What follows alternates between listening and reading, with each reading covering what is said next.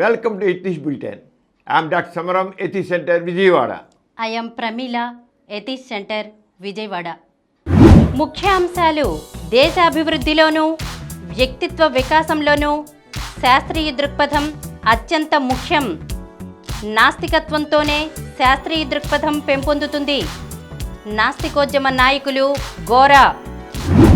సమాజపరమైన మూఢాచారాల వెనుకున్న అమానుషమైన హింసని ప్రజలు పట్టించుకోకపోవడం బాధాకరం. సతీ సహగమన దురాచారంపై జీవితాంతం పోరాడిన రాజా రామ్మోహన్ రాయ్. జపం చేస్తే మోక్షం లభిస్తుందనుకోవడం మూర్ఖత్వం. డాక్టర్ సమరం. రాజ్యాంగంలోని సామ్యవాద లౌకిక పదాలపై సుప్రీం తీర్పు మత ఛాందసవాదులకి చెంపదెబ్బ. డాక్టర్ సమరం. యూట్యూబ్లో సమరం ఛానల్స్లో అందరికీ ఎంతో అవసరమైన ఆరోగ్య విజ్ఞానాన్ని అందిస్తున్న సమరం హెల్త్ ఛానల్. ముఖ్యాంశాలు చూశారు కదా, ఇక వివరాల్లోకి వెళ్దాం.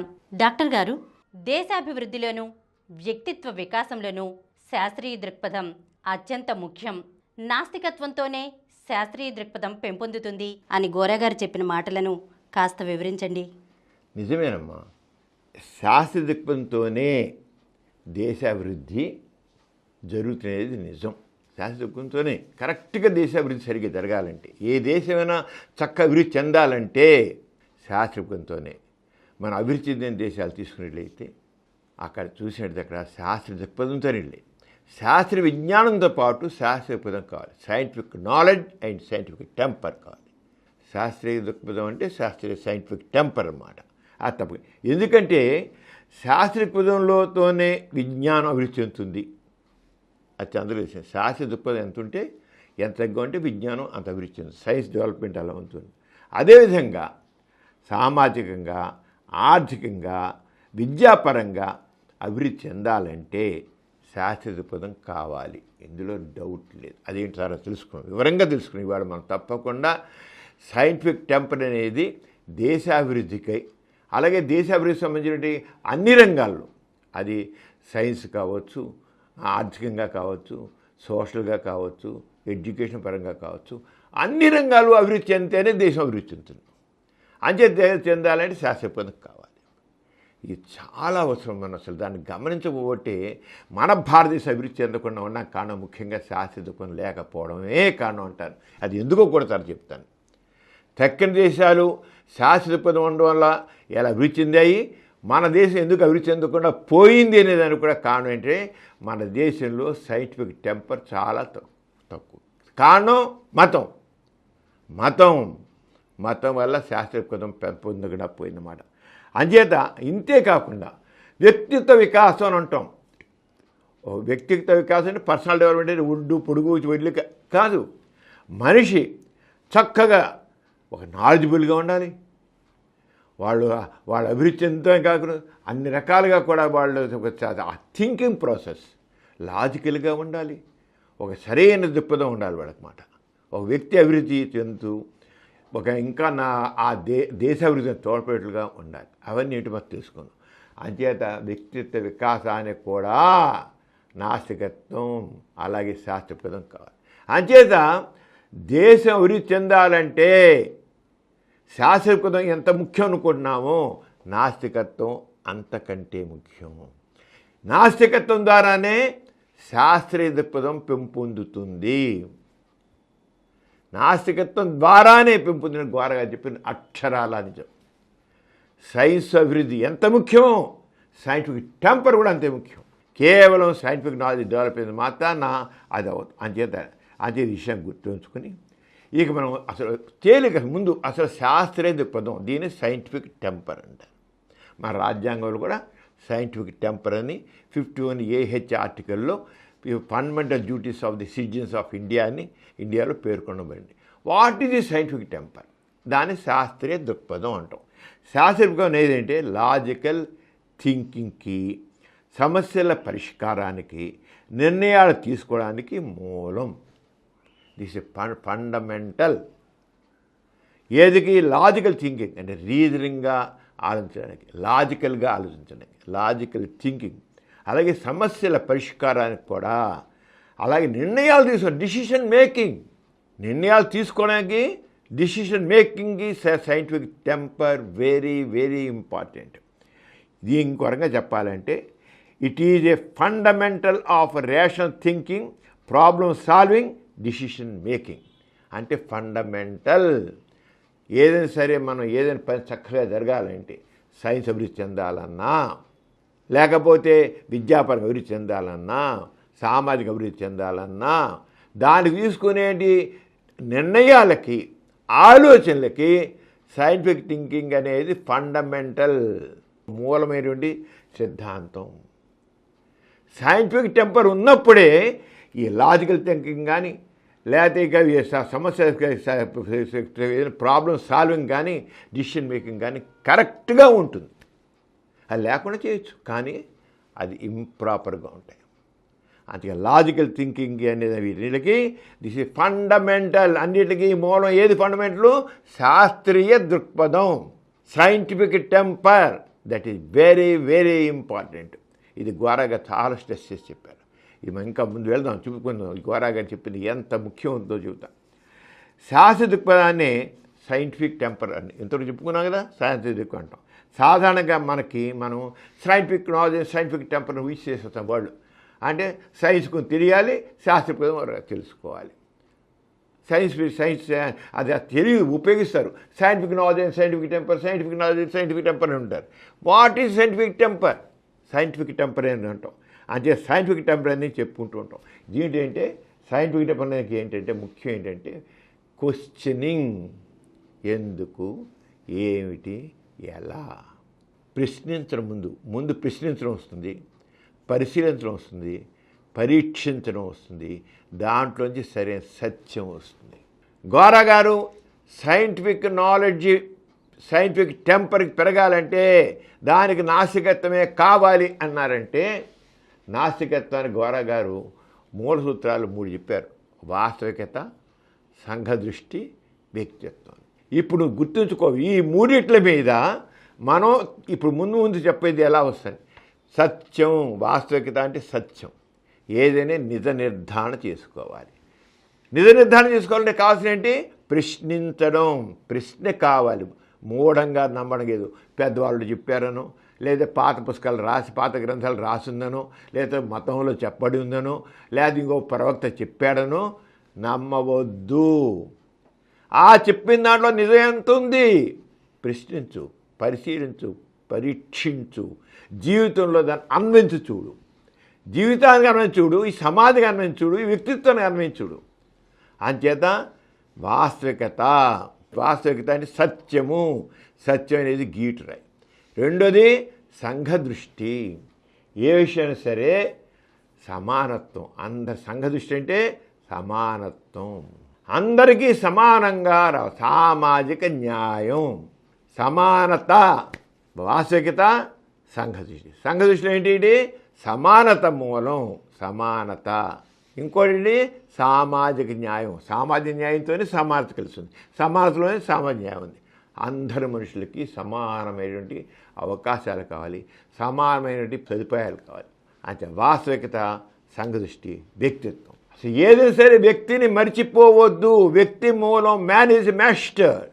దేనికి దాసుడు కాదు. ఇది నాట్ ఎ స్లేవ్. దేనికి స్లేవ్ కాదు. స్వేచ్ఛగా ఆలోచించగలడు, స్వేచ్ఛగా నిర్ణయాలు తీసుకోగలడు, స్వేచ్ఛగా వ్యవహరించగలడు. సర్వశక్తిమంతుడు. Man is supreme, man is master. వ్యక్తి గౌరవం, అక్కడంటే వ్యక్తి యొక్క గౌరవం ఉండాలి. ఇప్పుడు ఇక్కడ వ్యక్తికి గౌరవం ఉండాలి. నువ్వు ఏదో చేసేసేప్పుడు వ్యక్తి గౌరవం. ఇప్పుడు మతం ఉంది, మతంలో సంబంధించిన అనేక ఆచారాలు, సాంప్రదాయాలు వ్యక్తి గౌరవాన్ని కించిపరిచాయి, తక్కువ చేశాయి. మనం చూస్తాం కులాలపేట. ఈ దళితుల్ని తక్కువ చూశారు, అంటరాని వర్గా చూశారు. సమాజంలో ఆడదాన్ని అంటరా అంత పెద్ద చేశారు. మొగుడు చచ్చిపోయిన ఆడదాన్ని ఒక విధవ కింద ఒక అపశకునంగా చూశారు. ఏమిటిది? న్యాయమా అని అడుగుతున్నది. ఇది సైంటిఫిక్ టెంపర్ చోట, సైంటిఫిక్ టెంపర్లో కావాల్సిన ఏంటి? శాస్త్రీయంగా. ఆడది ఏ రంగం తక్కువ, దళితులు ఏ రంగం తక్కువ, బ్రాహ్మణుడు ఏ రకంగా గొప్ప, ఏ రకంగా గొప్ప బ్రాహ్మణుడు, ఏ రకంగా కింద కులం వాడు తక్కువ. అదే సైంటిఫిక్ టెంపర్. నాస్తికత్వంలో ఈ సైంటిఫిక్ టెంపర్ మొత్తం అన్ని యాంగిల్స్లో, సామాజిక న్యాయంలో కానీ, సత్యం తెలుసుకోవడం కానీ, లేకపోతే వ్యక్తికి గౌరవం, వ్యక్తికి విలువ, వ్యక్తికి హక్కు, వ్యక్తి స్వేచ్ఛ, వ్యక్తి స్వతంత్రంలో సైంటిఫిక్ టెంపర్, శాస్త్రీయ దృక్పథం ఉంటుంది. అందుకనే శాస్త్రీయ దృక్పథం చక్కగా అన్ని రంగాల్లో చక్కగా పెంపొందాలంటే, అన్ని రంగాల్లో రావాలంటే నాస్తికత్వమే కావాలి. అదే సరైనది మార్గం అని గోరాగనది నూటు. ఇంకా ముందుకు చూద్దాం, చెప్తాను మీకు ఎలా. అంటే నాస్తికత్వం వల్లనే సైంటిఫిక్ టెంపర్ అంటే శాస్త్ర దృక్పథం సరైన రీతిలో పెంపొంది. వాస్తవికత, సంఘదృష్టి, వ్యక్తిత్వం. వాస్తవిక సత్యం మీద సత్యమవుతుంది, నిజం అవుతుంది, సమానత్వం ఉంటుంది, వ్యక్తికి విలువ ఉంటుంది, వ్యక్తి గౌరవం ఉంటుంది.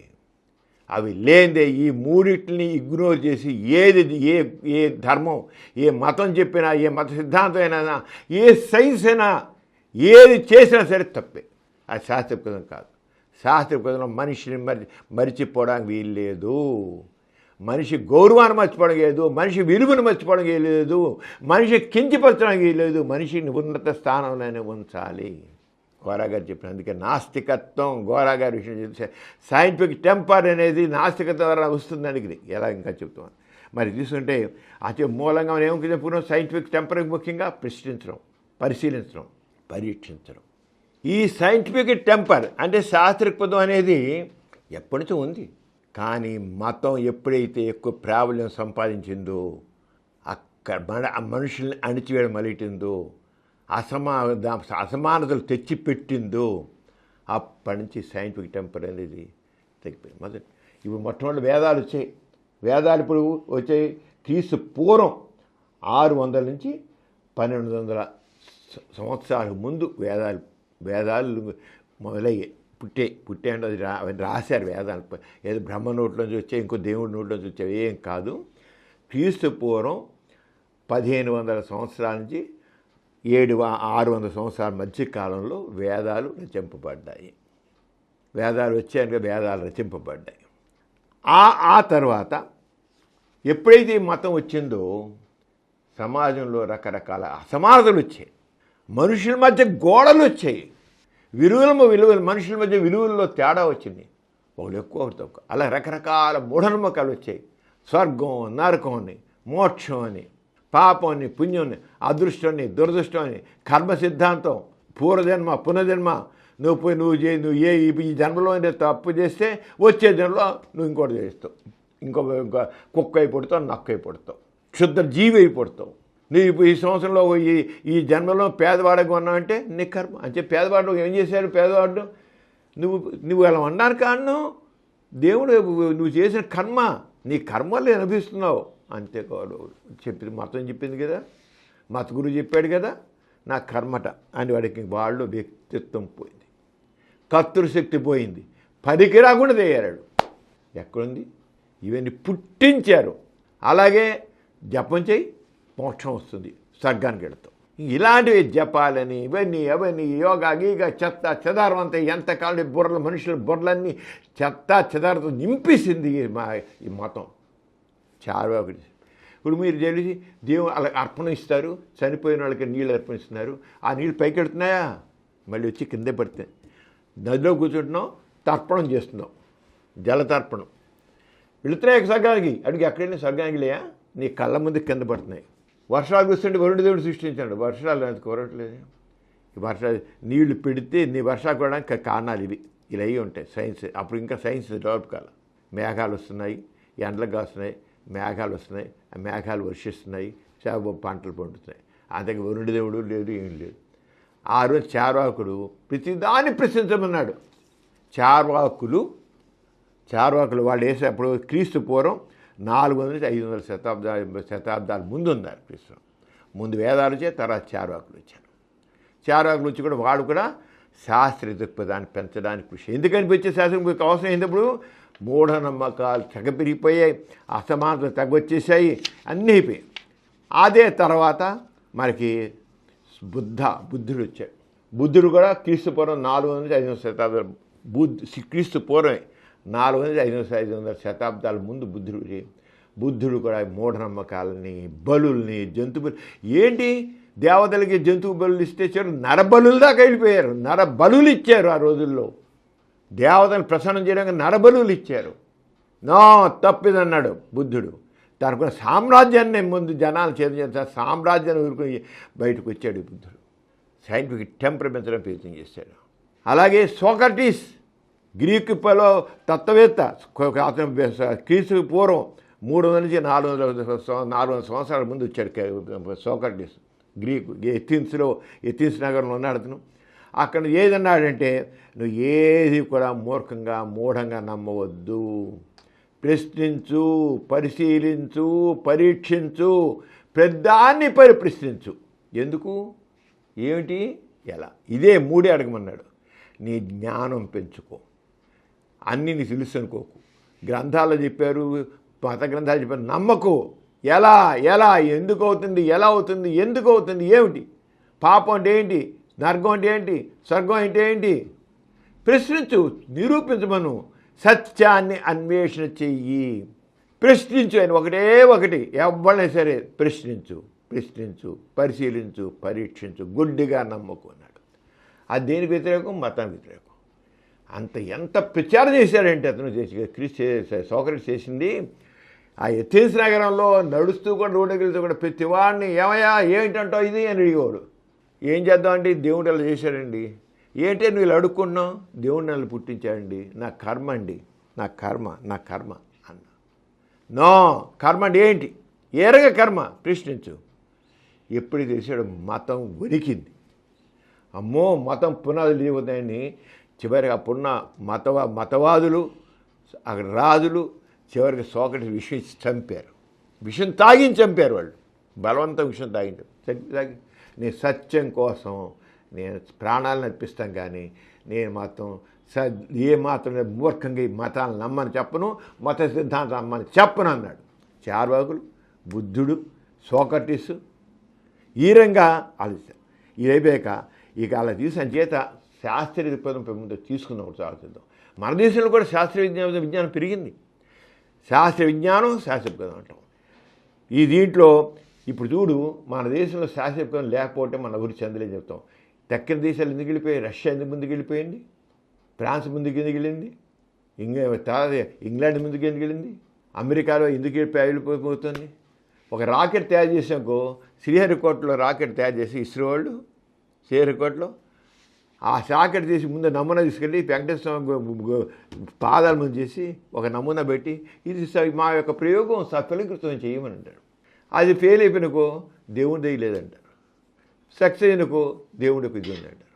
ఏమిటిది అంటే మనలో ఉన్న ఆ మూఢత్వం.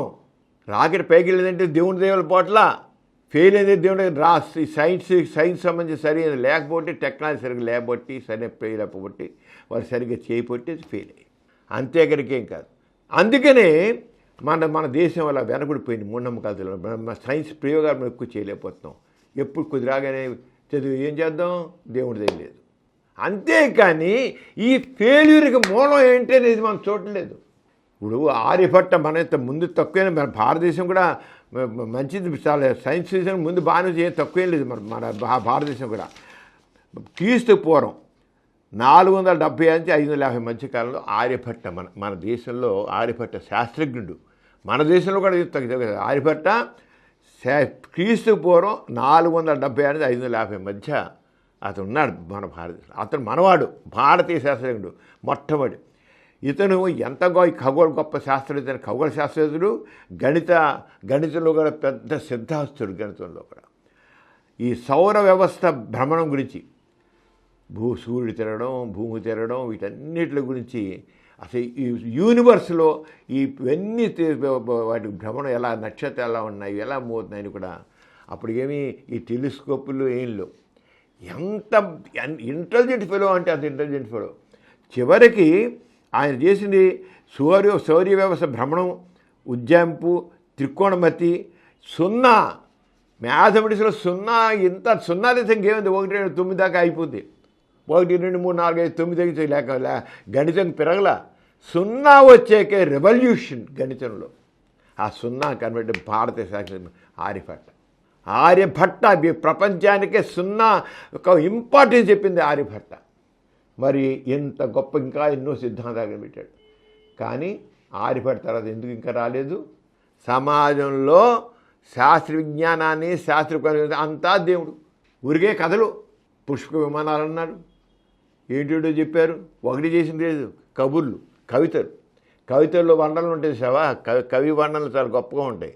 ఆ కవి వర్ణనలు తప్ప అసలు దీన్ని శాస్త్ర విజ్ఞానాన్ని శాస్త్ర పెంచడానికి ఏమాత్రం భారతదేశంలో కారణం అంటే మతం అడ్డుపడింది చేయడానికి. అక్కడ సోక్రటీస్ చెప్పింది, ఎవరు ముందు వచ్చిన చంపారిసిన అందరిని బ్రూనని చెప్పింది. గెలీలియోనేమో జైల్లో పెట్టా జైల్లో చచ్చిపోయాడు. బ్రూనో సజీవ దహనం చేశారు. ఇదంతాను సూర్యుని చుట్టూ భూమి తిరుగుతుందని చెప్పినందుకు, కొప్పనకి సిద్ధాంతాన్ని సమర్థించేందుకు బ్రూనో చేశారు. అది మతం అనేది ఎప్పుడు కూడా సైన్స్కి వ్యతిరేకం, శాస్త్రోపదానికి వ్యతిరేకం. ప్రశ్నించదు, పరిశీలించనివ్వదు, పరీక్షించనివ్వదు. ఏంటి గొప్పతనం? భారతదేశం గొప్పతనం. అందువల్ల శాస్త్రీయ దృక్పథం ఉంటేనే మనం అవుతాం. ఆయన మనం ఎందుకు ఇంది శాస్త్రీయ దృక్పథం లేకపోతే మరి అంచేత అదుకోవాలి. మూఢనమ్మకాల మీద నమ్మకం, మంత్రాల మీద నమ్మకం, ఇవన్నీ విదేశాల్లో ఇంత ఎక్కువ ఉన్నాయి. అక్కడ కూడా కానీ ఇంత లేవు. ఎందుకని? అక్కడ శాస్త్రీయ దృక్పథం, సైంటిఫిక్ టెంపర్ అనేది పెరగడానికి అవకాశం వచ్చింది. మనకి మతం ఏం చేసింది? అంతా దేవుని ప్రకారం ఉంటుంది. దేవుడు ఎలా చెప్తే ఎలా తెలుస్తుంది. దేవుడి ఆజ్ఞ లేనిదే చీమైనా కొట్టదు, ఈశ్వరాజ్ఞ లేని చీమైనా కొట్టదు, గడ్డి ప్రక్క కూడా కదలదు అంటారు. దేవుడే అంతా. ఎలా అంచేత నీకు అసలు నీ మనిషి కృషికి విలువ లేకుండా ఆస్తికత్వం భారతదేశంలో చేసింది. అంచేత ఎప్పుడైతే విజ్ఞానం, సైన్స్ డెవలప్ కావాలంటే ముఖ్యంగా 4 కావాలి: సైన్సు, టెక్నాలజీ, ఇంజనీరింగు, మ్యాథమెటిక్స్. దీన్ని స్టెమ్ అంటారు క్లుప్తంగా. సైన్సు, టెక్నాలజీ, ఇంజనీరింగు, అంచేత మన భారతదేశంలో ఇన్ని రకాలుగా ఉండబట్టి అది లేకుండా పోయింది. అంటే సైన్స్లో, టెక్నాలజీలో ఉండబట్టి అవన్నీ చక్కగా విజ్ఞాన రంగంలో అభివృద్ధి చెందాయి. విజ్ఞాన రంగానికి కావాల్సిన సైన్సు, టెక్నాలజీ, ఇంజనీరింగు, మ్యాథ్స్ కావాలి. విదేశాల్లో అమెరికాలో కావచ్చు, ఇంగ్లాండ్లో కావచ్చు, ఫ్రాన్స్లో కావచ్చు, రష్యాలో కావచ్చు, ఈ మూఢనమ్మకాలు లేవు కనుక శాస్త్రీయ ఉంది కనుక అభివృద్ధి. మన దేశంలో శాస్త్రీయ లేదు కనుక వెనకబడి ఉన్నాము. అలాగే ఆర్థిక రంగం, ఆర్థికంగా మనం ఎందుకు వెనకబడి ఉన్నాం? ఇంత విశాలమైన స్థలం ఉంది, ఎంతో అభివృద్ధి చేయొచ్చు, ఎంతో చేసుకోవచ్చు. మనం ఎవ్వరికి తీసిపోము స్థలం విషయంలో. మనకంటే చిన్న ఉన్న దాంట్లో ఫ్రాన్స్ కానీ ఇంకోటి కానీ ఆస్ట్రేలియా పెద్ద పెద్ద విశాలంగా అభివృద్ధి. మనం చేయలేవు. ఎందుకు చేయలేకపోయామంటే ఈ శాస్త్రీయ లేదు కనుక. వైజ్ఞానికంగా చేయలేదు, ఆర్థికంగా కూడా మనం ఆర్థికంగా కూడా చేయాలని ప్రోగ్రాం సాధించాలనేది నిరంతరం క్రొత్త ఆలోచనలు రావాలి, కొత్త విధానాలని మనం వృద్ధి చేసుకోవాలి. దానికి కావాల్సింది శాస్త్ర విజ్ఞానం, శాస్త్ర దృక్పథం. సైన్స్ కావాలి, టెక్నాలజీ కావాలి, ఇంజనీరింగ్ కావాలి, మ్యాథమెటిక్స్ కావాలి. అవి ఏది మన దేశంలో అభివృద్ధి ఎక్కడింది? అవ్వలేదు. అంటే ఆర్థికంగా మన పరిశ్రమలు ఎందుకు రాలేదు మనకి? ఇప్పుడు వస్తున్న ఎవరికి ఎందుకు లేవు? ఎందుకు పరిశ్రమలు రాలేదు మన దేశంలో? ఎందుకు లేదు? కారణం ఏంటంటే మన మౌఢ్యము. వేదాలు చెప్పినట్టు నడవాలి, మతం చెప్పిన నడవాలి, శాస్త్ర పనికిరాదు. ఇంత ఘోరంగా అది చేసింది. అంచేతే కాక అప్పుడు ఎప్పుడైతే ఈ పారిశ్రామిక ప్రగతి ఉంటుందో అప్పుడే దేశ ప్రగతి ఉంటుంది. దేశ ప్రగతి ఉండాలంటే ఏం కావాలి? శాస్త్రీయ దృక్పథం కావాలి, శాస్త్రీయ దృక్పథం కావాలి. అప్పుడే ఆర్థిక వృద్ధి. ఇంకా సామాజిక రంగం తీసుకున్నాం, ఇప్పుడు వైజ్ఞానిక రంగం చెప్పుకున్నాం, తర్వాత ఆర్థిక రంగం చెప్పుకున్నాం. ఇంకా సామాజిక రంగం అభివృద్ధి చేయాలి, శాస్త్రీయ ఎలా కావాలని. భారతీయ ముఖ్యంగా ఏంటి? మూఢనమ్మకాలు. ప్రశ్నించడం లేదు, గుడ్డిగా నమ్మడమే. ఒక ఎవడో స్వామి చెప్పాడు, దొంగ బాబా చెప్పినా సరే నమ్మడమే, చాటపడమే, పూజ చేయడమే, వాడు అన్నీ చేయడమే. అరే ఇది నిజమా? అరే ఇలా అంటాడు, విభూదిస్తాడు, అమ్మో ఎంత దైవశక్తి ఉంది అంటాడు. ఇలాంటి వంగులు అన్ని చేతులు గాడి స్టిక్కులు, చీప్ గారడీ ట్రిక్కులు చేసిన వాడిని పెద్ద దైవ సంభూతుడని, దైవశక్తులు ఉన్నవాడని మనం నమ్ముతాం. మూఢత్వం, మూర్ఖత్వం. దేవుని పేరు చెప్పి, దైవ మహిమల పేరు చెప్పి, మంత్రాల శక్తిని చెప్పి, మంత్రాలు లేని మంత్రాలకి లేని మంత్రాలకు లేని శక్తి ఆపాదించి, మంత్రశక్తి అంటాడు. మంచి మంత్రాలు, చెడ్డ మంత్రాలు, శుద్ర విజయ చేతబడి బాణవతి లేనే లేవు. ఒకడ శుద్రశక్తులు ఉన్నాయి, ఆ మంత్రాలు వేస్తాడు, మనిషి చచ్చిపోతాడు. ఏంటి వాడి ప్రశ్న? నా మీదేమని చెప్పు, నీ మీదేమని చెప్పు చూద్దాం. చెప్ప మీ పారో, మీ నమ్మకలే పారో. నమ్మకం సంబంధించి ఒక గుండు తుపాకి బిండి తెలిసి ఎవడైనా చేస్తాడు. గుండు ఉంటే దాంట్లో చూస్తుంటే కాదు. అంచేత ఇంకా పైగా మన దాంట్లో సనాతన ధర్మం, సనాతనాచారాలు, సనాతన ఆలోచనలు, సాంప్రదాయాలు ఇవన్నీ వచ్చాయి. కులం, మతం మనిషిని అడ్డుగోడలు చేసి మనుషులు విభజించి పారేసి ఎలా సామాజిక వికాసం వస్తుంది? Scientific temper. ఎందుకు వచ్చాయి కులాలు? ఈ కులాలు ఏమిటి అసలు? అందరూ మానవులే కదా. ఎవడు ప్రశ్నిస్తున్నాడా? పేదవాడేమో ఎందుకు పేదవాడు కొంటున్నాడు? ఎందుకు దోపిడీ చేసుకున్నాడు, దోపిడీ చేస్తున్నాడు, పేదవాడు. దోపిడీ జరిగిపోతుంది. ఆలోచనలు శాస్త్రీయ దక్కుదం లేకపోతే సమాజంలో దోపిడీ ఉంటుంది, అణగబడి ఉంటుంది. ఈ సమాజంలో కాలం ఈ కులాల మధ్య, మతాల మధ్య విద్వేషాలు, చంపుకోవడాలు, లక్షలాది మంది చంపుకున్నారు. అలాగే మన దేశంలో ఆరోగ్యం ఎన్ని మూఢనమ్మకాలు. జబ్బులు రావంటే ఏదో పొంగుతనం వచ్చిందంటే అమ్మవారు, ఇంకోటి పెద్ద అమ్మవారు, చిన్న అమ్మవారు. మంత్రం ఇస్తే జబ్బులు దొరుకుతాయని మంత్రం పొక్కులు. అదే ఆ వైరల్ డిసీజ్ ఒక వ్యాధికి మీద వస్తాయి. వ్యాధుల గురించి కూడా మూఢనమ్మకాలు. అంటే ఈ సమాజం ఎలా ముందుకు వెళుతుంది? సరైన శాస్త్రపదం లేకపోతే ఎందుకు వస్తుంది, ఏంటి ఈ జబ్బు ఎందుకు వచ్చింది, ఎలా వచ్చింది, రాకుండా ఏం చేయాలి? ఆ దుఃఖం లేకపోతే శాస్త్రపదం లేకపోతే మనలో ఈయన అంటువ్యాధులు పగిలిపోతున్నాయి. అంటువ్యాధులు తెగ పగిలిపోతున్నాయి. కరోనా టైంలో కరోనా వ్యాక్సిన్ వచ్చింది కనుక మనం బతికనేది మన భారత సగం తుడిచిపెడిపోయేది. ఆ వ్యాక్సిన్ రాబట్టి మనందరూ బతికం. ఈ జనాలు జనాలతో ఆ మూర్ఖ జనాలు వ్యాక్సిన్ ఎంచుకోకుండా కూర్చున్నట్లయితే నీలాంటి వాళ్ళు నాలాంటి కూడా ఎగిరిపోయేవాళ్ళు. మనం ఎంచుకున్నాం, వాళ్ళు ఎంచుకోరు. ఇంకో దేవుని ప్రార్థిస్తాం, భజన చేస్తాం, పూజిస్తాం, కనుక్కుంటూ కూర్చుంటే అయ్యేదా? కేవలం సైన్సు, శాస్త్రపదం. ఈ వ్యాక్సిన్ వేయించుకుంటే ఇది పిల్లలందరూ వ్యాక్సిన్ వేస్తున్నాం, పోలియో డ్రాప్స్ అన్నీ వేస్తున్నాం. వేయబట్టిగా అందరూ హాయిగా. పూర్వకాలం శిశుమన్నాలు ఎన్ని ఉండేవి? శాస్త్రీయ దృక్పథం. అంచేత శాస్త్రం కావాలంటే అందరికీ చదువు రావాలి, అందరికీ చదువు రావాలి. అంతే కర్మ, దురదృష్టం, నుదిరాత ఇవన్నీ భక్తులు, మోక్షాలు ఇవన్నీ పనికిరావు. ప్రజల్లో లాజికల్ థింకింగ్ కావాలి. అది ఈ లాజికల్ థింకింగ్ ల్యాకింగ్. దానివల్ల సమాజం ఇంత వెనకబడి ఉంది. సమాజం వెనకబడ్డా కారణం ఏంటి? శాస్త్రీయ దృక్పథం లేకపోవడం, ప్రశ్నించే గుణం లేకపోవడం, పరిశీలించే గుణం లేకపోవడం, పరీక్షించే గుణం లేకపోవడం. ఎందుకు ఈ జబ్బు వచ్చింది, ఎందుకు పురుషులు ఇలా ఉన్నారు, ఎందుకు ఇలా అవుతుంది ఆలోచిస్తున్నాడా? బళ్ళు కూడా ఇప్పటికీ బళ్ళు కూడా నరబళ్ళు కూడా ఇస్తున్నారే. ఏమిటిది? కేవలం శాస్త్రీయ లేకపోతే సామాజికంగా మనం అభివృద్ధి చెందకుండా అవుతున్నాం మనం. అంతే సామాజిక పోవడంలే ప్రశ్నించడం, పరిశీలించడం, పరీక్షించడం ఈ రంగం మూఢంగా ఉంటున్నాం. అంచేత ఆరోగ్య రంగం కావచ్చు, ఇంకో రంగం సమాజంలో అభివృద్ధి లేకుండా పోయింది. అంచేత అంతా దైవన్యమే అనుకుంటారు. కాదు. అంచేత తక్కిన దేశాల కంటే వెనకబడిపోవడం కారణం మన దేశంలో శాస్త్రీయ దృక్పథం లేకపోవడమే. అలాగే ఇతర దేశాలు కూడా ఉన్నాయి, వెనకబడిన దేశాలు కొన్ని ఆఫ్రికా దేశాలు ఉన్నాయి, అక్కడ కూడా మూఢనమ్మకాలు ఎక్కడ నిలబడి. మనొక్క దేశం కాదు, ప్రపంచంలో శాస్త్రీయ దృక్పథం లేకపోతే ఇంకా చాలా కొన్ని దేశాలు, ఆఫ్రికాలో కొన్ని దేశాలు ఇలా వెనబడి ఉన్నాయి. ఎయిడ్స్ వ్యాధి వచ్చినా పెరిగిపోయింది అక్కడ శాస్త్రీయ దృక్పథం లేకపోతే. విద్యారంగం కూడా అంతే. విద్యారంగం మనకి మరి ఎందుకు అంత గొప్పగా అభివృద్ధి చెందేది? మనకి తక్కిన దేశాలు ఎందుకు అంత గొప్పగా వచ్చింది? అక్కడ ఉన్న చదువుకోవడానికి ఎందుకు అంత గొప్పగా వాళ్ళు ప్రయోగాలు చేసే సైన్స్ని అన్నిట్లోనూ ఎందుకు నిష్ణాతులుగా అయ్యారు? వాళ్ళకి ఎందుకు అంత నోబెల్ ప్రైజులు వచ్చాయి? మనకేమి నోబెల్ ప్రైజులు? మన వాళ్ళకి ఎవరైనా నోబెల్ ప్రైజ్ అంటే అమెరికాలో, ఇంగ్లాండ్లో, ఇంకొంచెం ఆఫ్రికాలోనో, అదే ఆస్ట్రేలియాలో ఉంటే అక్కడ ఉండి పనిచేస్తే వాళ్ళకి వచ్చే మన భారతీయులకి నోబెల్ ప్రైజ్ ఉన్నట్టు. ఏవి నోబెల్ ప్రైజులు? ఒక్క జర్మనీ తీసుకుంటే 70 మందికి 100 మందికి నోబెల్ ప్రైజ్ ఉన్నారు, వచ్చిన వాళ్ళు ఉన్నారు. అమెరికా తీసుకుంటే కొన్ని 100 మంది నోబెల్ ప్రైజ్ వచ్చినారు. మనకి ఏరి ఒక్కళ్ళే.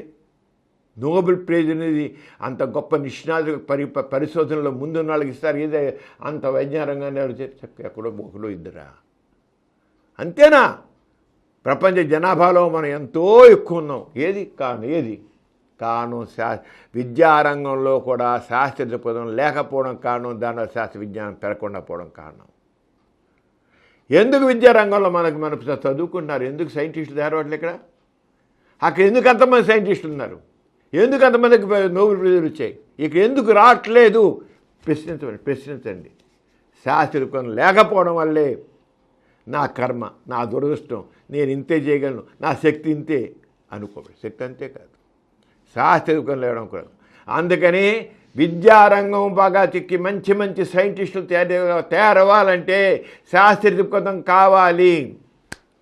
సైన్సే అవసరం లేదు అమ్మా. సైన్సే నేర్చుకో. పెద్దోడు సైన్స్గా, శాస్త్ర దృక్పథానికి సైన్స్కి సంబంధం లేదు. ప్రశ్నించడం, పరిశీలన, పరీక్షించడం, అది ఆర్థిక రంగం కావచ్చు, సామాజిక రంగం కావచ్చు, పైకి తీసాలంటే సైన్స్ ఎందుకు? సైన్స్ అవసరం లేదు. ముందు శాస్త్ర దృక్పథం కావాలి. ఆ శాస్త్ర లోపం వల్లే సామాజికంగా మనం వెనకబడి ఉన్నాము. విద్యారంగంలో పుక్కుడు పురాణ గాథలా మనకు నేర్పేది. సైన్స్ నేర్పు, ఒక ఆలోచన నేర్పు, ప్రశ్న నేర్పు, పరిశీలన నేర్పు. అలానే కాదు పుస్తక పాఠాలు కూడా పనికిరాని చెత్త కథలు, ఏమాత్రం నిజాలు లేనివి, అబద్ధాల కథలు, పుక్కిడి పురాణాలు, మహత్యాలతో పెడతారు కథలు. నేను కనీసం ఒక పుక్కిడి పురాణం కాదు పెట్టినా మీరు శాస్త్రీయంగా ఆలోచించి దీన్ని చెప్పండి, తప్పెలాగో చెప్పండి అడుగుతారా? ఏ ఒక్కడో అడగడు, ఏ ఒక్క టీచర్ అడగడు. ఒక పుక్కిడి పురాణం గాథలు టెక్స్ట్ బుక్లో ఉంటాయి. ఒక సైన్స్ వరై ఇది ఎలాగ నువ్వు చెప్పరా, శాస్త్రం తప్పెలా చెప్పి అడుగుతాడు. ఒక్కడినే ఒక ప్రశ్న వేస్తాడా? ఎందుకని? వీడి బుర్ర కూడా అలాగే ఉన్నాయి కనుక. నేను ఇప్పుడు చెబుతున్నాను, మా భారతం ముందుకెళ్ళాలంటే, విద్యలో మార్పు రావాలంటే ముందు వాళ్ళ పైన ఉన్న వాళ్ళకి వాడుకోవడం సరిగ్గా లేదు కనుక ఈ చెత్త కథలే పెడతారు. కానీ కనీసం విద్య చదువు నేర్పే గురువు అయిన వాడైనా వరే శాస్త్రపదంతో ఇది ఎంతవరకు కరెక్టరా చెప్పరా నువ్వు అని చెప్పి దాంట్లో అంత తప్పు బయట చెప్పి పిల్లలను తయారు చేయండి. అంచేత మన రాజ్యాంగంలో కూడా మనకి అందరికి ఫండమెంటల్ రైట్స్ ఉన్నాయి, ఫండమెంటల్ డ్యూటీస్ కూడా మన రాజ్యాంగంలో చెప్పారు. నీకు కేవలం హక్కులే కాదు, విధులు కూడా ఉన్నాయి. మన 51 AH ఆర్టికల్లో, ఆ రాజ్యాంగంలో 51 AH 1976లో ఏర్పాటు చేశారు. దాంట్లో 51 AH దాంట్లో స్పిరిట్ ఆఫ్ ఎంక్వైరీ, దాంట్లో మొట్టమొదటి సైంటిఫిక్ టెంపర్, శాస్త్రీయపదం కావాలి, హ్యూమనిజం మానవత్వం కావాలి, సమానత్వం అనుకున్న హ్యూమనిజం కావాలి, స్పిరిట్ ఆఫ్ ఎంక్వైరీ పరీక్షించడం పరిశీలించడం కావాలి, అలాగే రిఫార్మ్ మార్పు చెయ్యి. మూఢంగా దేన్ని నమ్మదు, మార్పు చెయ్యి, ఉన్నదాన్ని ఇంకా నువ్వు ఆలోచించి మార్పు చెయ్యి అన్నారు. చెప్పేశారు, అయిపోయింది అన్న. ఐన్స్టీన్ ప్రతిపాదించిన సిద్ధాంతాన్ని కూడా ఫారిన్లో మళ్ళీ దానికి తక్కని ఎడిషన్స్ వచ్చాయి. ఇది తప్పని చెప్పారు, ఎడిషన్స్ వచ్చాయి. మనమా మూర్ఖంగా ఐన్స్టీన్ చెప్పాడు, న్యూటన్ చెప్పాడు అనేది ఒప్పేసుకుంటాం. ఏది మనకి? ఎందుకంటే మన దేశంలో అంతా దైవ నిర్మితం కదా, ప్రశ్నించక వీల్లేదు. అందుకని 51 AH ఏం చెప్పాడు, ఫండమెంటల్ డ్యూటీ ఏం చెప్పాడు, ప్రాథమిక విధి ఏంటంటే సైంటిఫిక్ టెంపర్, శాస్త్రీయపదం, హ్యూమనిజం మానవత్వం, స్పిరిట్ ఆఫ్ ఎంక్వైరీ పరిశీలించడం పరీక్షించడం, రిఫార్మ్ ఉన్నదాన్ని మార్పు చేయడానికి కృషి చెయ్యి. ఇంకా అభివృద్ధి కావాలి, ఉన్నదానికి అభివృద్ధి కావాలి. అందుకే జవహర్లాల్ నెహ్రూ కూడా 1946లో డిస్కవరీ ఆఫ్ ఇండియా బుక్లో రాశారు. నెహ్రూ రాశారంటే సైంటిఫిక్ టెంపర్ అనేది విమర్శనాత్మక విజ్ఞాన శాస్త్రము. అది విజ్ఞాన శాస్త్రం అన్నాడు. అసలు సైంటిఫిక్ టెంపర్ అంటే శాస్త్రీయ దృక్పథం అనేది విమర్శనాత్మక అంటే విశ్లేషణ లాజికల్గా ఉండేది విజ్ఞాన శాస్త్రం. అది విజ్ఞాన శాస్త్రం అని చెప్పాడు మామూలు కూడా. సత్యం కోసం అన్వేషణ, ఇది జ్ఞానాన్ని పెంచుతుంది. సైంటిఫిక్ టెంపర్ జ్ఞానాన్ని పెంచుతుంది. పరిశీలన చాలా అవసరం. పరీక్ష చేయకుండా దేనైనా అంగీకరించడం కానీ నిరాకరించడం కానీ పనికిరాదు. దేన్నైనా సరే పరిశీలించు, పరీక్షించు, అప్పుడు రైటో తప్పో చెప్పు. అంతే గుడ్డిగా దేన్ని నమ్మకు. గుడ్డిగా దేన్న ఒక ఏదో పుస్తకాలు హోలీ బైబిల్లో ఉంది, లేదా రామాయణంలో ఉంది, లేదా వేదాలు నమ్మద్దు. నిగ్గు తేల్చి ఒప్పుకో. అది సత్యం నిర్ధారణ అయినప్పుడే అంగీకరించాలి. అవసరం అనుకుంటే అంతకుముందు అంగీకరించిన విషయాన్ని కూడా పరిశీలించాలి. ఇప్పుడు ఐన్స్టీన్ చెప్పారు, అందరూ ఐన్స్టీన్ చెప్పిన వారు కూడా పరిశీలించారు కనుకే మార్పు చేశారు. నిరంతరం అభివృద్ధి అభివృద్ధి అభివృద్ధి. రిఫార్మ్ అంటే నిరంతరం ఉన్నదాన్ని అభివృద్ధి చెయ్యి అన్నాడు నెహ్రూ. ఇంకా అభివృద్ధి అదే that is not full stop. అక్కడ ఫుల్ స్టాప్ లేదు, అక్కడ ఓన్లీ కామా ఉంది. పరిశీలించి ఆధారమైన విషయాల్ని మార్చగల సామర్థ్యం పెంచాలి. శాస్త్ర దృక్పథానికి అలా మార్చే సామర్థ్యం శాస్త్ర దృక్పథానికే ఉంది. పూర్వకాలం ఉన్నదాన్ని ఆలోచించి పరిశీలించి పరీక్షించి దాన్ని మార్చే శక్తి దేనికి ఉంది? శాస్త్రీయ దృక్పథానికి ఉంది, సైంటిఫిక్ టెంపర్కి ఉంది. ఈ జీవితం పురోగతి సైన్స్ అండ్ సైంటిఫిక్ టెంపర్ మీదే ఉంది. జీవితం ఒక అభివృద్ధి, సామాజిక అభివృద్ధి అంతా కూడా శాస్త్ర దృక్పథం మీదే, సైంటిఫిక్ టెంపర్ మీదే ఉంది. ఎంత స్పష్టంగా నెహ్రూ చెప్పారు. అలాగే గోరా గారు వ్యక్తిత్వ వికాసం కూడా సైంటిఫిక్ టెంపర్ మీదే ఉంది అన్నారు. సైంటిఫిక్ టెంపర్ ఆలోచించు. ఆత్మవిశ్వాసం అంటే మన వ్యక్తిత్వ వికాసం అంటే ఏంటంటే, వ్యక్తిత్వం అంటే ఆత్మవిశ్వాసం ఉండాలి, స్వీయ అవగాహన ఉండాలి, స్వీయ అభివృద్ధి ఉండాలి, నాయకత్వ లక్షణాలు ఉండాలి, చక్కని ప్రవర్తన ఉండాలి, మానవత్వం కూడిన అభివృద్ధి ఉండాలి, ఆరోగ్యంగా ఉండాలని. ఇంకా సమాజం అభివృద్ధి చెందాలంటే వ్యక్తిత్వ వికాసం అత్యంత అవసరం. ముందు నీలో మార్పు వచ్చు, నువ్వు మారాలి. నీలో శాస్త్ర దృక్పథం కావాలి, ఏదో ఎక్కడి నుంచి వస్తున్నా కాదు. ముందు నీలో శాస్త్ర దృక్పథం పెంచుకో. దానికి సరైన జ్ఞానం అవగాహన పెంపొంచుకోవాలి. దానికి ముఖ్యంగా శాస్త్ర విజ్ఞానం శాస్త్ర దృక్పథం కావాలి. స్వయంగా నిర్ణయాలు తీసుకోవాలి. దీనికి logical thinking, fact finding, evidence కావాలి. అంటే దైవభావం ఉన్నాడు ఎలా జరగన్నాడు, ఎలా దైవభావం ఉన్నాడు మతాలు నమ్ముకుంటాడు. దైవభావం ఉన్నాడైతే ఎలా జరగాలో అనుకుంటాడు. అదృష్టం కర్మ అనుకుంటాడు. అదే దాని మరి అది ఎంత పని కాదు. అంటే సైంటిఫిక్ టెంపర్ అత్యంత అవసరం. అందుకే నాస్తికత్వం కావాలి. నాస్తికత్వం మళ్ళీ చెప్తాను గోరగారని. ఆసక్త, సంఘదృష్టి, వ్యక్తిత్వం. దీంట్లోనే అప్పుడే వ్యక్తికి ప్రాధాన్యత వచ్చింది. Man is supreme, man is master. అంచేత శాస్త్రీయ దృక్పథం ద్వారానే అన్ని రంగాలు సరైన విధంగా ముందుకు వెళతాయి. వ్యక్తిగత వికాసం కూడా వస్తుంది. దానికి కరెక్ట్గా ప్రోత్సహించేది నాస్తికత్వం. డాక్టర్ గారు, మన ప్రతి బులెటిన్లో సామాజిక పురోభివృద్ధికి, మానవ కళ్యాణానికి తోడ్పడిన ఒక ప్రముఖ మహనీయుని గురించి చెప్పుకుంటున్నాం కదా, ఈసారి ఎవరి గురించి చెబుతున్నారు? ప్రిమిళ, సతీ సహమనం దాన్ని నిషేధించడం కోసం జీవితాంతం పోరాడినటువంటి వ్యక్తి రాజా రామ్మోహన్ రాయ్. అసలు ఆయన ఇది ఎంత అమానుష్యమైనది. చాలా జనం మరి ఏంటి కొన్ని సంవత్సరానికి 600 నుంచి 800 మందిని సతీ సహగమనం ఆ లేడీస్ చంపేశారమ్మా. వాళ్ళు దాదాపు 100 సంవత్సరాల పాటు 100 సంవత్సరాల పాటు చేరి వాళ్ళ మొత్తం లెక్క తీస్తే ప్రతి ఏడాది 600 నుంచి 800 మంది ఆ మహిళలు సతీ సహగమనం పేరు సజీవంగా దానం చేయబడ్డారు. కానీ ఎందుకని స్పందించలేదు జనం? అది సామాజికమైనది ఆచారం, సామాజిక ఆచారం. గుండె తరుకుపోట్లేదా? ఒక్క మనిషిని చంపితేనే అమ్మా అనుకుంటున్నాం మనం, అయ్యో అనుకుంటున్నామే.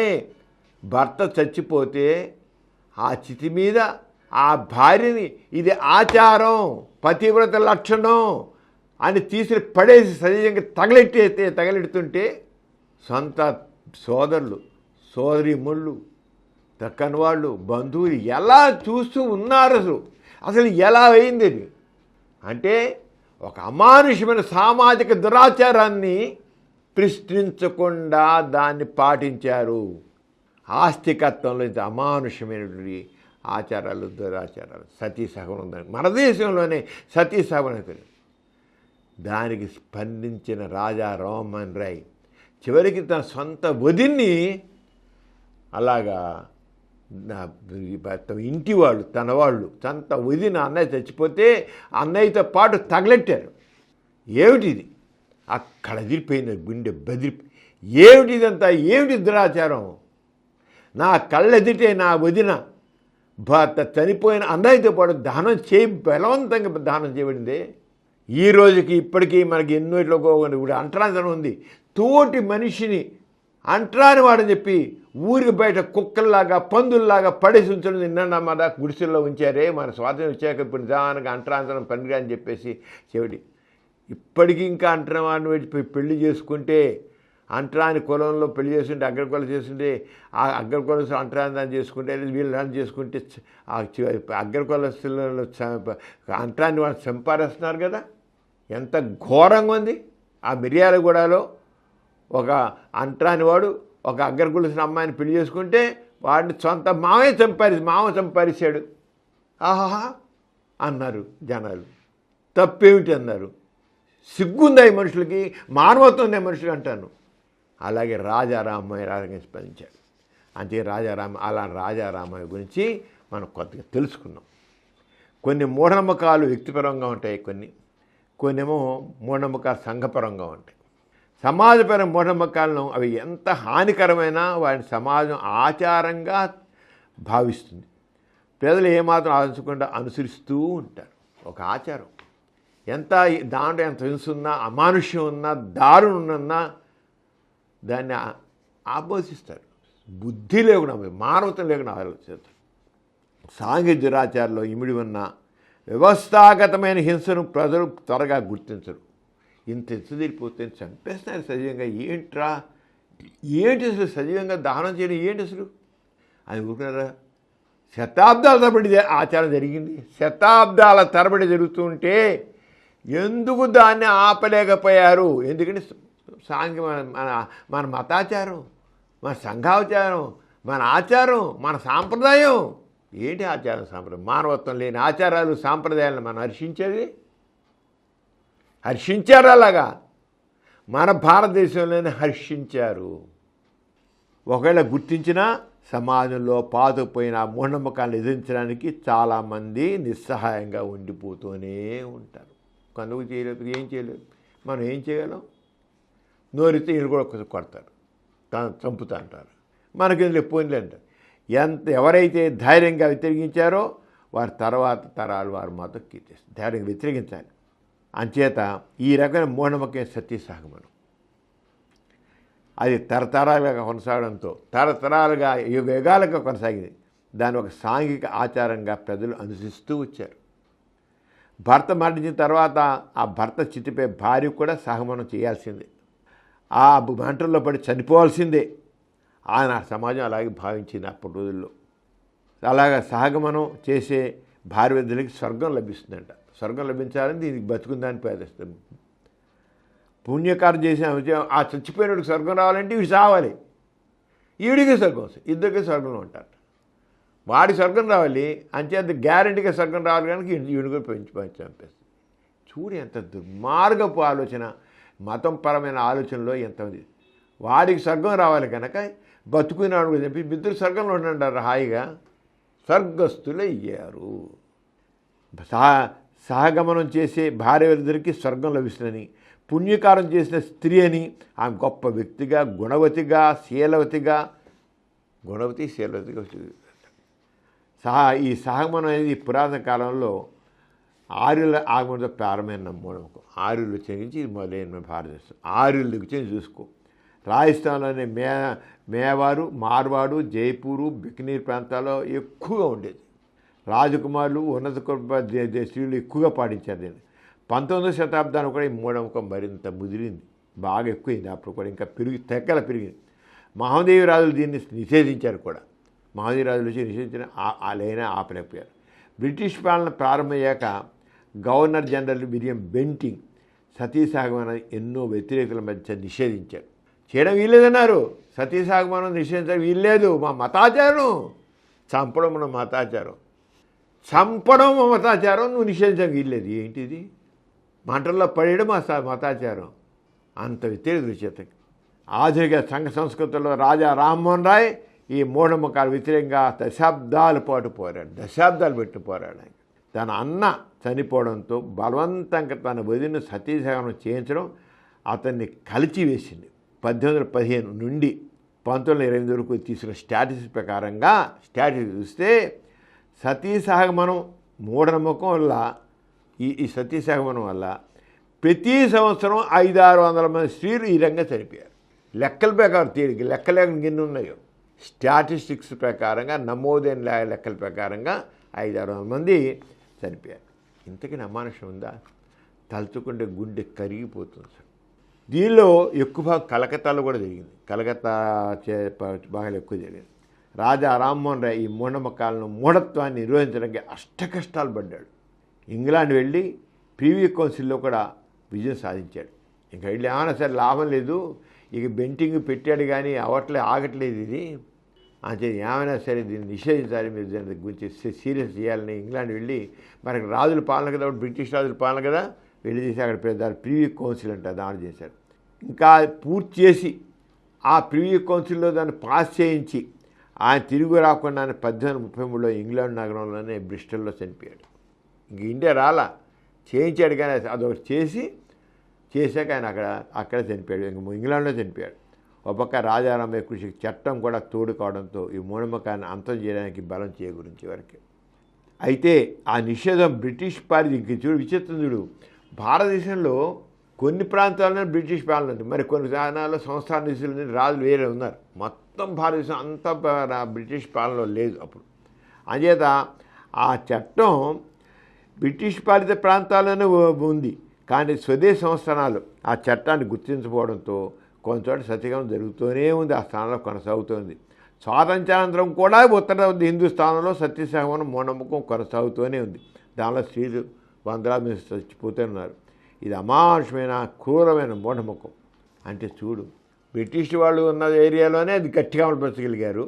బ్రిటిష్ పాలన లేకుండా సంస్థానాధిపతులు ఉండేవారు, వాళ్ళ దాంట్లో ఆచారం సాంప్రదాయం మేము జోలికి పోము, చంపుకొని చచ్చుతామని ఆ రంగా మూఢనమ్మకం జోలి చాలా మూఢనమ్మకం మనకెందుకు లేండి, ఎవరి పిచ్చివాడికి ఆనందం.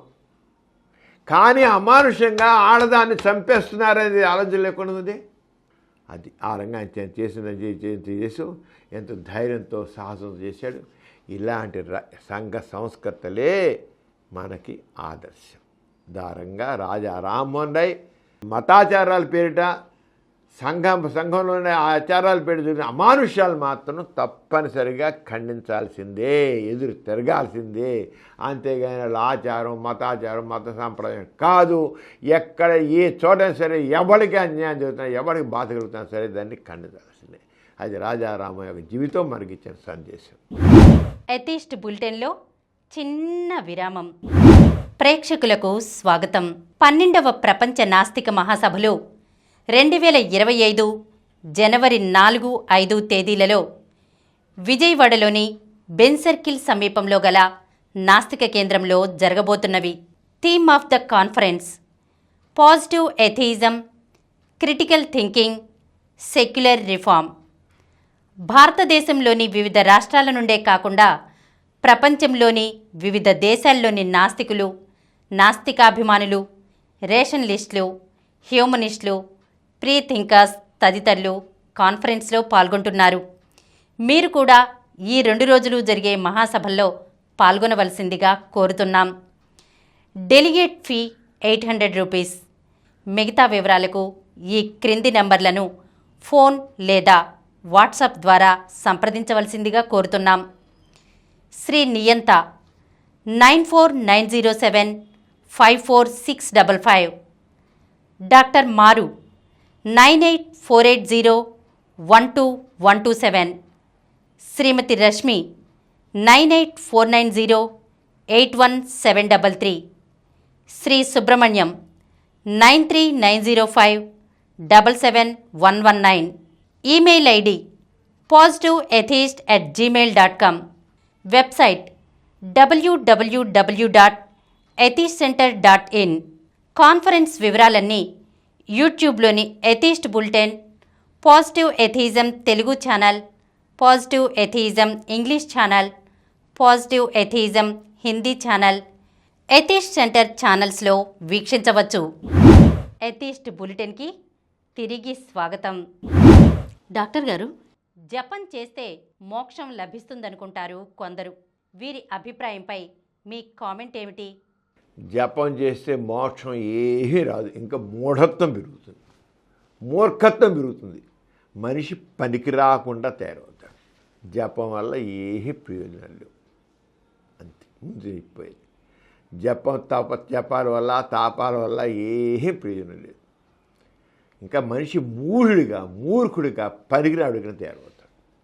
దీనికి ఏం చెప్తారంటే, పుణ్య ప్రదేశాల్లోనూ దేవతా సన్నిధిలోనూ జపం చేస్తే 10,000 రెట్లు ఫలితం లభిస్తుంది. జపం చేస్తాం ఇంట్లో జపం చేసిన దానికి పుణ్య నది చోట దేవాలయం చోట ఇలా ఉంటాయి కదా, అలాంటి చోట చేస్తే, పుణ్యతీర్థాలు చేస్తే 10,000 రెట్లు లాభం. చూడు మనుషుల్లో మౌఢ్యాన్ని ఎలా పెంచుతుంది, మతం ఎలా పెంచుతుందో.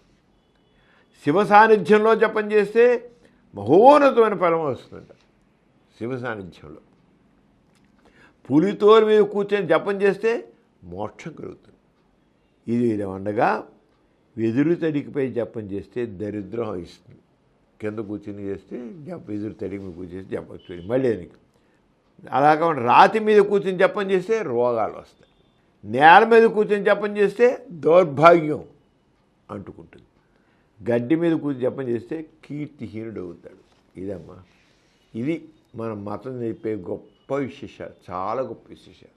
అందుకని నువ్వు వెళ్ళి జపం చేయడానికి చేయాలి, తీర్థయాత్ర జరిగే చోటకి వెళ్ళి చేయాలి. పుణ్యతీర్థాలు దొరుకుతాయి అంటారు కదా, అక్కడే చేయాలమ్మా.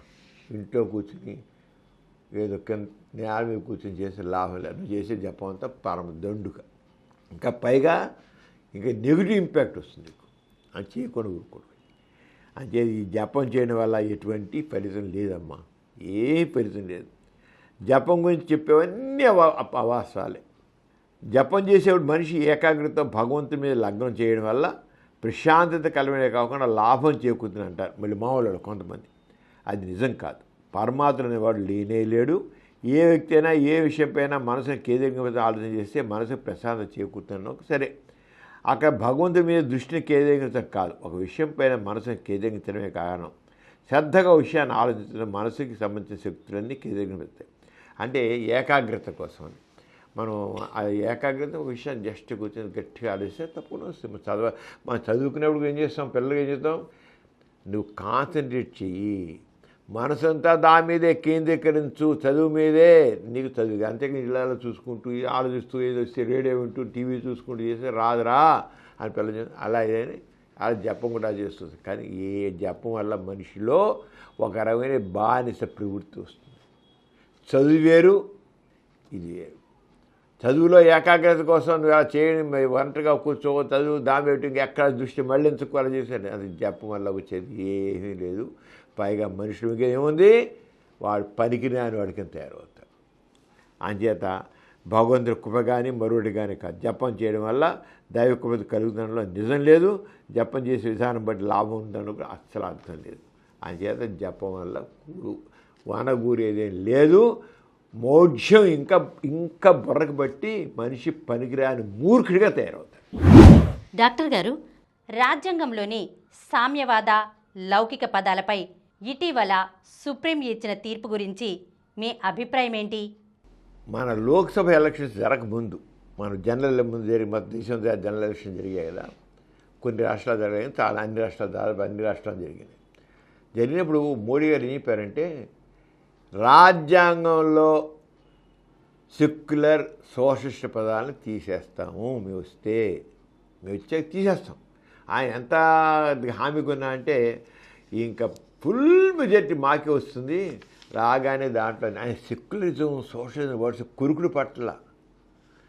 సెక్యులరిజం అంటే ఒక రకమైన మతరాహిత్యం. ఊరి నాయన మతాలు అన్నాడు, మనమేమో రామనామం రామ మందిరాలు కడుతున్నాము. ఈ సెక్యులరిజం అంటే మత వ్యతిరేకం అయిపోతుంది. ఇంక దాన్ని నియమతం ఉండగా పీకి పరియాల్సిందే. రాజ్యాంగం ఉండడానికి వీలు లేదు. సుప్రీంకోర్టు ఏమో రాజ్యాంగం ప్రకారం తీర్పులు ఇస్తుంది. వాళ్ళ వ్యతిరేకంగా మనకే వ్యతిరేకంగా వస్తాయి తీర్పులని. నేను అంచేత సెక్యులర్ పదాలు ఎత్తియాలి అనుకున్నాడు.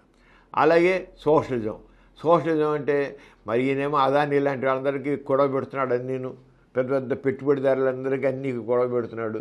మరి సోషలిజం అంటే సమానత ఎలా కుదురుతుంది? అంచేత మనం దోచుకోవాలంటే, జనాలు మూర్ఖంగా ఉంచాలంటే సెక్యులర్ సోషల్ పదాలు ఎత్తేయాలి.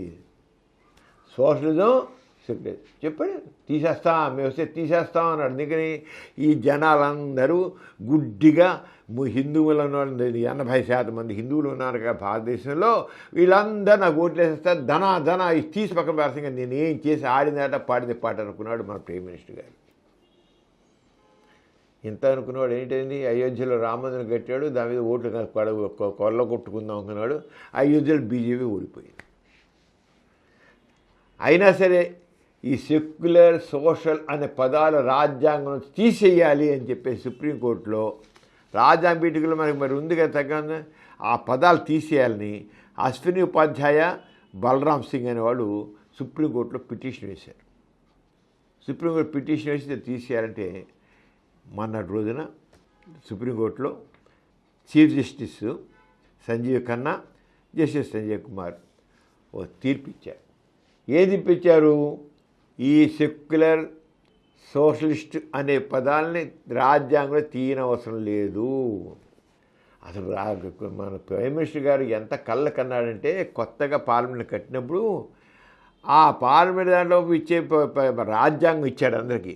దాంట్లో 2 పేర్లు తీశాడు, సెక్యులర్ సోషల్ వర్డ్ తీశాడు. ఎత్తేనే కాకుండా ఇంకా దానికి ఎక్స్ప్లెయిన్ ఇచ్చాడు. అసలు మొట్టమొదటిలో మన రాజ్యాంగ నిర్మాతలు ఈ పదాలు పెట్టలేదు, ఇందిరాగాంధీ పీరియడ్లో దాన్ని పెట్టారు, అంచేత నేను మొట్టమొదటి ప్రకారం ఫాలో అవుతాను కానీ ఇది ఫాలో అవ్వని తీసేసానని చెప్పాడు. తిరిగి తప్పించుకోవడం చేశాడు ప్రయోగం. కానీ ఆయన ఏ సందేశం వదలుచుకున్నాడు? రాజ్యాంగంలో ఈ 2 ఉండడానికి లేదు, సెక్యులర్ సోషలిస్ట్ అనే పదాలు ఉండకూడదని నిర్ణయించాడు. దానికి అది మన సంకేతం అన్నమాట. రాజ్యాంగంలో సెక్యులర్ సోషలిస్ట్ అనే పదాలు ఉండకూడదు. అందుకని తను ఇచ్చిన రాజ్యాంగ పుస్తకం ఇచ్చి దాంట్లో ఈ 2 పదాలు ఎత్తేసేసి మన పీఠికలో ఆ పీఠిక ఉన్నటువంటి రాజ్యాంగాన్ని వీళ్ళందరికీ ఇచ్చాడమ్మా. ఇస్తే సుప్రీంకోర్టులో వీళ్ళు ఏం చేశారంటే, ఒకటేం చేశారంటే, అసలు ఈ అశ్విని ఉపాధ్యాయ, బలరాం సింగ్ వాళ్ళు ఏం చేశారంటే, పార్లమెంటుకి అసలు పీఠికలో మార్పు చేయడానికి, కొత్త యాడ్ చేయడం కానీ డిలీట్ చేయడానికి అధికారం లేదు అని పెట్టారు. మొత్తం మూడున్నాయి క్లాజులు. ఒకటి ఏంటంటే పార్లమెంటుకి అధికారం లేదు. ఎందుకంటే ఇందిరాగాంధీ పీరియడ్లో 1975, 77 ఇందిరాగాంధీ ఎమర్జెన్సీ పీరియడ్లో ఈ 42 అమెండ్మెంట్ వచ్చిందన్నమాట. ఆ 42 అమెండ్మెంట్లో అప్పుడు ఈ సోషలిజం అండ్ సెక్యులర్ అనే పదాలు చేర్చడం జరిగింది ఇందిరాగాంధీ అప్పుడు ఎమర్జెన్సీ పీరియడ్లో. అందుకని అప్పుడు పార్లమెంట్ ద్వారా పెట్టారు కనుక అప్పుడు పార్లమెంట్కి అధికారం లేదు. అసలు లేనప్పుడు పార్లమెంట్ ఎలా పెడుతుంది? మరి మోడీ గారు మారుద్దామని చెప్పాడు ఫుల్ మెజారిటీ వచ్చినప్పుడు. అది మర్చిపోయి ఇలా పెట్టారన్నమాట. పార్లమెంట్కి అధికారం లేదు. సుప్రీంకోర్టు ఏం చేసింది, ఆ 3 క్లాసులు పెట్టి ఫస్ట్ పిటిషన్లో పెట్టినది ఏంటంటే, ఈ పార్లమెంట్కి రాజ్యాంగ పీఠికలో కొత్తగా దూర్చడానికి అవకాశం లేదండి. అంటే సుప్రీంకోర్టు పార్లమెంటుకి తప్పకుండా అధికారం ఉంది, కొత్త వేసి పెట్టడానికి తీయడానికి అధికారం ఉంది, పెట్టింది, తప్పేం లేదు, కొట్టిపరిచారు. రెండోది ఏంటంటే సోషలిజం పదం పనికిరాదు అని పెట్టారు. సోషలిజం పదం ఉండబట్టి ఏంటైపోతుందంటే, మనం చేసే ఈ పిటిషన్ చేసినట్టు అశ్విని ఉపాధ్యాయును, బలరాం సింగ్ అనే సోషలిజం పదం ఉన్నట్లయితే, సోషలిజం అంటే అంతా సంపద అంతా ఆ సమాజపరం, ఇంకా ఈ వ్యక్తిగత ఆస్తులు ఉండవు, ఏమి ఉండవు. మనం ఈ సోషలిజం పదం ఉండబట్టి మనం ఏమైనా ఆర్థిక సంస్థలు చేయాలంటే ఈ పదం ఉండబట్టి మనకి ఇబ్బంది వస్తుంది, ఆర్థిక సంస్కరణలకి ఇబ్బంది వస్తుంది. అందుకే సోషలిజం పదం ఉండడానికి వీళ్ళే తీసేయాలి అన్నారు. దానికి సుప్రీంకోర్టు ఏం చెప్పారంటే, చీఫ్ జస్టిస్ సంతోష్ ఖన్నాను, సంజీవ్ ఖన్నాను, సంజయ్ కుమార్ ఏం చెప్పారంటే, సోషలిజం అంటే ఏంటి? సమానత్వం. మనం కోరేది ఏంటి? సామాజిక న్యాయం, అందరికీ అన్ని అవకాశాలు రావాలని కోరుకుంటున్నాం మనం. ఇది సంక్షేమ రాజ్యం. మన భారతదేశ రాజ్యాంగం ఏంటంటే సంక్షేమ రాజ్యం. సంక్షేమ రాజ్యం అందరికీ సంక్షేమం కలగాలి, ఒక్కరిది కాదు, మొత్తం భారతదేశ ప్రజలందరికీ అందరిది. సోషలిజం అంటే అర్థం ఏంటి? సమానత్వం. మీరు చెప్పినట్టుగా ఆస్తులు సమానం చేస్తారు, ఆస్తికి ఉండదని కాదు, అలా ఉండదు. అవి రకరకాల ఆర్థిక విధానాలు ఒక విధానం అంతే. కానీ సోషలిజం అర్థం ఏంటి? సమానత్వం. మన భారతదేశం ప్రధాన మన భారత రాజ్యాంగ ప్రధాన విషయం ఏంటి? Welfare state.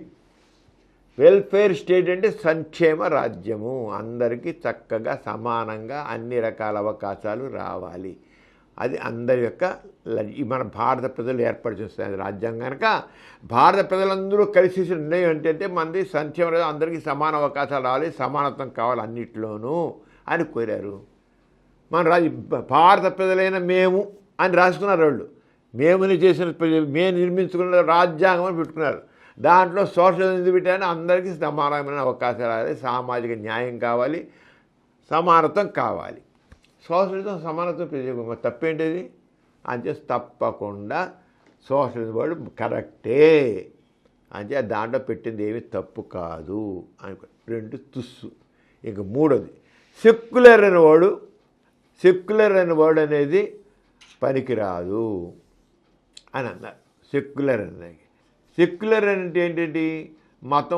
మతంకి సంబంధించిన విషయాలు ఉండకూడదు. దానికి భారత రాజ్యాంగం ప్రకారంగా మన ఈ చీఫ్ జస్టిస్ సంజీవ్ ఖన్నాను జస్టిస్ సంజయ్ కుమార్ గారు చెప్పింది అంటే ప్రభుత్వానికి సొంత మతం అంటూ లేదు. ప్రభుత్వం ఏ మతానికి చెందినది కాదు. భారత ప్రభుత్వం ఏ మతానికి చెందిన, హిందూ మతానికో ముస్లిం మతానికో ఏ మతానికి చెందినది కాదు. ఇది సెక్యులర్. మనం ప్రజల్లో మతం నీకు ఒక మతం ఉండొచ్చు, ఇంకో మతం ఉండొచ్చు. అది వ్యక్తిగతం. మతం అనేది వ్యక్తిగతం. కొన్ని వ్యక్తులకు ఉంటే ఉండొచ్చు, వ్యక్తులు. కానీ ప్రభుత్వం మాత్రం ఏ మతాన్ని ప్రోత్సహించరు, ఏ మతాన్ని భుజాన్ని వేసుకోదు, ఏ ఒక్క మతాన్ని భుజాన్ని వేసుకోదు. అన్ని మతాల వారిని సమానంగానే ప్రభుత్వానికి చూస్తుంది. దీన్నే లౌకిక స్వభావం అంటారు. అన్ని మతాల వారిని సమానంగా చూస్తుంది. ప్రభుత్వానికి లౌకిక స్వభావం మత విశ్వాసాల ఆచరణలో అడ్డుకోదు. అంటే లౌకికవాదం. సెక్యులర్ అంటే లౌకికవాదం. తనకి మతం ఉండదు లేదు, కానీ అన్ని మతాల వారిని సమాన దృష్టితో చూస్తుంది. అదే లౌకికవాదం. నీకు లేదు కదా, ఇంక ఏ రకంగా తప్పు? ఈ భారతదేశంలో అన్ని మతాల వాళ్ళు ఉన్నారు, అందరినీ సమానంగానే చూస్తుంది. రైట్ టు రిలీజియన్, మన దాంట్లో రాజ్యాంగం రాస్తుంది రైట్ టు రిలీజియన్ అని.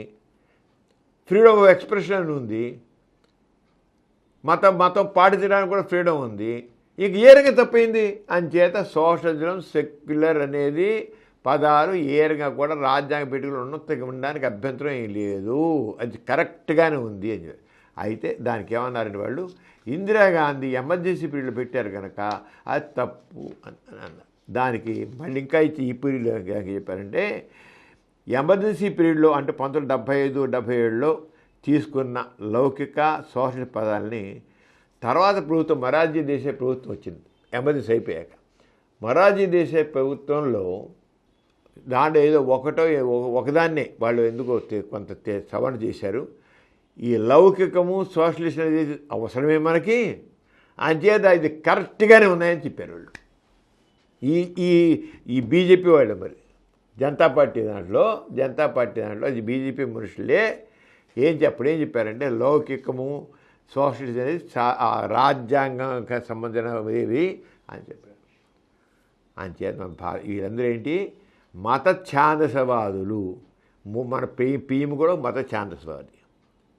ఆ మత ఛాందసవాదికి వచ్చేటికల్లా సమానత్వం లేకుండా పోతుంది. ఒక మతానికే పీడేస్తున్నాడు ఆయన, ఒక మతానికే తప్పసలు. అది యాక్చువల్ చెప్పాలంటే అవి అక్కడ ఆయన కూర్చుని అక్కడ రామమందిరం కట్టడం అయోధ్యలో రాజ్యాంగ విరుద్ధం అంటాను నేను. వీళ్ళేం చేస్తారు? స్పష్టంగా ప్రభుత్వానికి సొంత మతం అంటూ ఉండదు. ప్రైమ్ మినిస్టరు ప్రభుత్వానికి చెందినవాడు, ప్రైమ్ మినిస్టర్. ఆయన ఎలాగా ఒక సొంత మతాన్ని అక్కడ భుజాన్ని వేసుకున్నాడు? ఒక ప్రైమ్ మినిస్టర్ హోదాలో చేయడం వీలు లేదు. ప్రేమేష్ హోదాలో అయోధ్యలో రామమందిర నిర్మాణం కానీ ఇంకోటికి వెళ్ళదీశాడు. ఆయనకుంటే ఇంట్లో చేసుకో, బయట నీకు ఇంట్లో అంటే పూజ చేసుకో, ఇంట్లో అంటే భజన చేసుకో, జపం చేసుకో ఇంట్లో. బయట మాత్రం ప్రభుత్వ పరంగా చేయడానికి వీలు లేదు. ఆయన రాజ్యాంగ ఉల్లంఘన చేశాడని చెప్తాను నేను ప్రేమిష్టు. అంచేత ఒక రకంగా చెప్పాలంటే మన సుప్రీంకోర్టు ఇచ్చిన జడ్జిమెంటు ఈ మత ఛానల్స్ వారికి చెంపదెబ్బ. నోరు మూయించారు. నాస్తికులైన మనం ఈ రకం లౌకిక వాదాన్ని, సోషలిజాన్ని తప్పకుండా మనం సమర్థిస్తాము. మనం కోరేదే సామాజిక న్యాయం, సమానత్వం, సోషలిజం మనం కోరేది. అంచేత తప్పకుండా రాజ్యాంగంలో ఉన్న సోషలిజం, లౌకికం అనే పదాలు ఉండి తీరాలి. తొలగించడానికి వీలు లేదు. సుప్రీంకోర్టు చెంపదెబ్బ కొట్టింది కదా, ఈ కాస్త బుద్ధి ఇచ్చుకుని మంచిగా ఉంటే చాలా దేశం ఇంకా ముందుకు వెళుతుంది. మనం ఇంతమంది చెప్పుకున్నాం దానికి సైంటిఫిక్ టెంపర్ కావాలి. ఆ సైంటిఫిక్ ఎంచుకొని అప్పుడే దేశం ముందుకు వెళుతుంది, సమాజం ముందుకు వెళుతుంది, అన్ని రకాలు బాగుపడతాం. ఇవాళ మనం చాలా విషయాలు తెలుసుకున్నాం. మన ఎథిస్ట్ బులెటిన్ నాస్తికత్వం అనేది మానవత్వానికి, సమానత్వానికి ఏ రంగా అవసరమో మనం చెప్పుకుంటున్నాం. నాస్తికత్వం అంటేనే వాస్తవికత, సంఘదృష్టి, వ్యక్తిత్వం, మానవత్వం. మానవులంతా ఒక్కటే మనం చెప్పేది. మానవులంతా కులాలు, మతాలు అసలు ప్రస్తావనే రాదు. మనుషులంతా ఒక్కటే. మానవత్వం, సమానత్వం మనం కోరేది. మానవత్వం, సమానత్వం, వ్యక్తి గౌరవం. Man is supreme.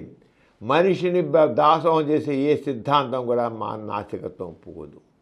అంచేత ఆ మానవత్వం, సమానత్వం చేసుకుంటే దాంట్లో మన సమరం ఛానల్స్ అనేవి ఎథిజంకి సంబంధించి దాదాపు 5 ఛానల్స్ పెట్టాము. దాంట్లో స్పష్టంగా పాజిటివ్ గోరా గారు ఏదైతే పాజిటివ్ ఎథిజం ప్రతిపాదించారో మనం స్పష్టంగా దానికి చెబుతున్నాం.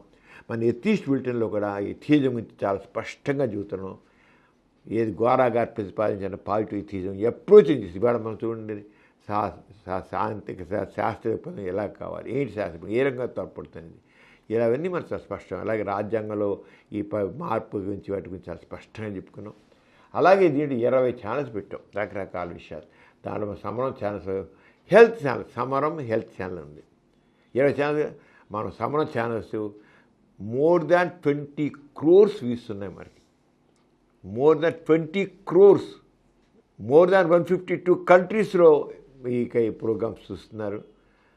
మార్పుకి, సమానత్వానికి, మానవత్వానికి ప్రతీక అయినటువంటి ఈ సమరం ఛానల్స్ని మార్పును ఆహ్వానించే ప్రజలందరూ కూడా ఆహ్వానిస్తున్నారు, చూస్తున్నారు, ఆదరిస్తున్నారు. వాళ్ళందరికీ ధన్యవాదాలు. నిజంగా జోహార్లు వాళ్ళందరికీ. అది ఆయనకి చాలా చక్కగా ఆదరిస్తున్నారు. ప్రతి వాళ్ళు ఎంతో రోజుకి మనకి చాలా బాగా సబ్స్క్రైబ్స్ బాగా పెరుగుతున్నారు, వ్యూస్ బాగా పెరుగుతున్నారు. కానంటే రాబోయే నాస్తికత్వం అంది. నాస్తికత్వమే సరైన సిద్ధాంతం, ఆచరణ సిద్ధాంతం. నాస్తికత్వం అంటే ఆచరణ. నాస్తికత్వం అంటే ఆచరణ, నాస్తికత్వం మానవత్వం, నాస్తికత్వం అంటే సమానత్వం, నాస్తికత్వం అంటే వ్యక్తిగత స్వేచ్ఛ. వ్యక్తి వ్యక్తి అనేవాడు మాస్టర్, సుప్రీం. వాళ్ళన్నీ సమాన గౌరవం సభలో ఉంటుంది. అలాగే హెల్త్ ఛానల్లో మనం చాలా విషయాలు, అసలు ఏ టీవీ ఛానల్స్లో కూడా అన్ని విషయాలు తెలుసుకోరు. ఏ టీవీ ఛానల్లో కూడా తీసుకోండి, మన సమరం యూట్యూబ్ ఛానల్లో, సమరం హెల్త్ ఛానల్లో ఇచ్చిన రకాల విషయాలు ఇంత స్పష్టంగా ఏ టీవీ ఛానల్లో కూడా ఉండవు. అంత స్పష్టంగా అన్ని విషయాలు ఎప్పటికప్పుడు మనం ప్రతిరోజు మనం పొందుపరుస్తున్నాం. దాన్ని ఎంతో చక్కగా చూస్తున్నారు, ఆదరిస్తున్నారు. ఆ రంగం చూసే ప్రేక్షకులందరూ నిలుస్తూ ప్రతి ఒక్కరూ సమరం హెల్త్ ఛానల్ని సబ్స్క్రైబ్ చేయండి, చూడండి. ఇంకా మీకేమైనా కావాల్సిన అడగండి, వాటి తప్పకుండా మీకు అందించడానికి ప్రయత్నం చేస్తాం. మరి ప్రిమియర్ ఇవాళ చాలా విషయం చెప్పుకున్నాం. మరి అందరికీ సెలవు తీసుకున్నాం. అందరికీ జై ఇన్సాన్. జై ఇన్సాన్. ఈ కార్యక్రమం మీకు ఎంతో నచ్చింది కదా. ఇటువంటి మరిన్ని వీడియోల కోసం అనతి కాలంలోనే 20 కోట్ల వ్యూస్ సాధించిన సమరం ఛానల్ సమర్పించు ఎథిస్ట్ బులెటిన్ ఛానల్కు సబ్స్క్రైబ్ చేయండి, లైక్ చేయండి, మీ ఫ్రెండ్స్కి షేర్ చేయండి. అలాగే ప్రక్కనున్న గంట సింబల్ని ప్రెస్ చేయడం మర్చిపోకండి.